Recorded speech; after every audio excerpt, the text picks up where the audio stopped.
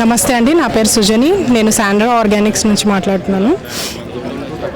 మా దగ్గర వచ్చేసి సీవీడ్ ఎక్స్ట్రాక్ట్తో తయారు చేసిన గ్రాన్యూల్స్ ఉంటాయి. సీవీడ్ ఇంకా ఇవి ఆయిల్ కేక్స్తో తయారు చేస్తాము. ఇవి వాడితే మీకు సాయిల్ అనేది ఫర్టైల్ అవుతుంది. మనం మామూలుగా డిఏపిలో వేసుకుంటే మొక్క ఎదగడం ఆగిపోతుంది కొన్ని రోజుల తర్వాత, కానీ ఇవి వేసుకుంటూ ఉంటే మీ భూమి సారవంతం అవుతుంది అనమాట. ఇది అర్త్ వామ్స్కి సేఫ్. మా దగ్గర ఫ్రూట్స్, ఫ్లవర్స్, వెజిటేబుల్స్కి అన్నిటికీ ఇవి వాడుకోవచ్చు. తర్వాత మా దగ్గర వచ్చేసి ఇది గ్రోత్ ప్రమోటర్ ఉంటుంది, లక్ష్మి అని. ఇది ప్లస్ మైక్రో న్యూట్రియంట్స్, పోషక్, ఇవి రెండు కలిపి స్ప్రే చేయాలి.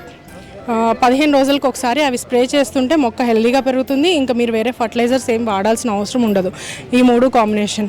కొన్నిసార్లు మాకు పెస్ట్ ఉంది, మిలీబగ్స్ ఉన్నాయి, అఫిడ్స్ ఉన్నాయి, అట్లాంటివి పోవట్లేదు, నీమ్ ఆయిల్ స్ప్రే చేసిన అనడానికి అంటే మా దగ్గర పాస్మైట్ ఉంటుంది. ఇది కూడా కంప్లీట్ హెర్బల్ ఎక్స్ట్రాక్ట్.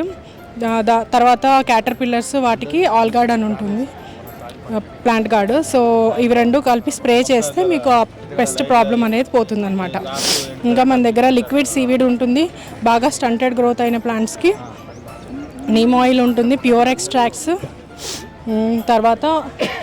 తర్వాత ఆర్గానిక్ ఎన్పికే ఉంటుంది. మామూలుగా అయితే 99 వచ్చి కెమికల్ కాంబినేషన్ ఉంటుంది, ఇది ఆర్గానిక్ ఉంటుంది.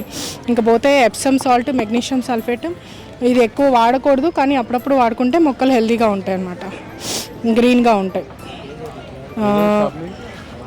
ఇంకా ఈ బయోమిన్ గ్రాన్యూల్స్ వచ్చేసి మీరు 15 రోజులకు ఒకసారి 1 స్పూన్ వేసుకోవాల్సి ఉంటుంది. ఇలా ఉంటాయి అన్నమాట గ్రాన్యూల్స్.